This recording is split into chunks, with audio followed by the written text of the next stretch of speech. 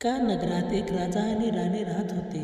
राणी फार सुंदर होती. राजा आणि राणी यांच्यात खूप गाढ प्रेम होते. एके दिवसाची गोष्ट आहे की राजा आणि राणी आपल्या बागेत बसून एकमेकाशी हसत खेळत बोलत होते. तेव्हाच आंब्याच्या झाडावर एक कबुतरांचा जोडपा येऊन बसतो. अचानक त्या पक्ष्यावर राजा आणि राणीची नजर जाते. दोन्ही कबुतरांकडे पाहून राजा राणीला विचारतो, महाराणी तुझी सांगू शकता का की हे दोन्ही पक्ष्यामध्ये नर आहेत की मादी? राजांच्या प्रश्नावर राणी म्हणाली, महाराज काय बोलताय तुम्ही? पक्ष्याचं जोड साधारणपणे नर आणि मादीचाच असतो. यामध्ये एक नर आहे आणि दुसरी मादी आहे. राजा हसत म्हणाला, महाराणी हे आवश्यक नाही की हे दोघे नर मादीच असतील. दोघेही नर असू शकतात आणि दोघेही मादी असू शकतात. कदाचित हे दोघे भाऊही असतील. राणी म्हणाली, नाही महाराज, हे दोघे नर आणि मादीच आहे. मला वाटत तुम्हाला पक्ष्याचं नीट ओळख नाही. राजा म्हणाला, नाही महाराणी, हे दोघेही नरच आहेत. अशा प्रकारे राजा आणि राणीमध्ये त्या पक्ष्यावर वाद सुरू झाला. राजा म्हणत होता की दोघेही नर आहेत आणि राणी म्हणत होती की एक नर आणि एक मादी आहे. या गोष्टीवरून दोघांमध्ये शर्त लागली. राजा म्हणाला, ठीक आहे, जर हे दोघे नर निघाले तर मी तुला देश निकाला देईन आणि जर हे नर मादी निघाले तर मी स्वतः 14 वर्षासाठी राज्य सोडून वनात जाईल.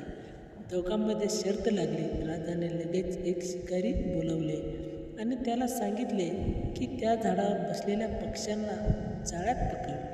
त्याच वेळी राजाने पक्ष्याला एक तज्ज्ञही बोलावला आणि त्याला सांगितले की हे दोघे पक्षी नर आहे की मादी ते सांगावे. शिकाऱ्यांनी जाळे टाकून ते दोघे पक्षी पकडले. राणीला माहीत होते की ते नर आणि मादी आहेत. तिने चतुराईने त्या तज्ज्ञाला आपल्या जवळ बोलावले आणि त्याच्या हातात 100 सोन्याची मुद्रा देत म्हणाले, मी महाराजावर खूप प्रेम करते. महाराजाशिवाय हे राज्य चालणार नाही. जर मला वनवास झाला तर महाराज चालवतील, पण जर महाराज 14 वर्ष वनवासाला गेले तर राज्य अराजकतेत जाईल. म्हणून तुम्ही खोटं बोलून महाराजांना जिंकवा. तज्ज्ञाने मान्य केले. शिकाऱ्यांनी पक्षी आणून सोडले. राजाने तज्ज्ञाला विचारले की हे दोघे नर आहे की मादी? प्रत्यक्षात एक नर आणि एक मादी होते, पण तज्ज्ञाने खोटे सांगितले. महाराज, हे दोघेही नर आहेत. राजा आनंदी झाला आणि राणीला म्हणाला, महाराणी, तुम्ही हारलात. वचनाप्रमाणे मी तुम्हाला देश निकाला देतो. राणीने विनंती केली, महाराज, मला देश निकाला देऊ नका, मी गर्भवती आहे. पण राजाने काही ऐकले नाही. त्याने जल्लादांना आदेश दिला आणि राणीला राज्याबाहेर नेऊन मारून टाका. जल्लाद राणीला घेऊन जंगलात गेले. तिथे एकाने म्हटले, आपल्याला महाराणीला मारायचं लागेल. दुसरा म्हणाला, नाही, आपण तिचं मीठ खाल्लं आहे, आपण तिला मारू शकत नाही. शेवटी त्याने ठरवलं की राणीच्या जिवंत सोडायचं. त्याने राणीचे कपडे घेतले, त्याच्यावर रक्त लावून राजाला दाखवले आणि सांगितले की राणीला मारले. राणी जंगलात एकटी गर्भवती अवस्थेत राहू लागली.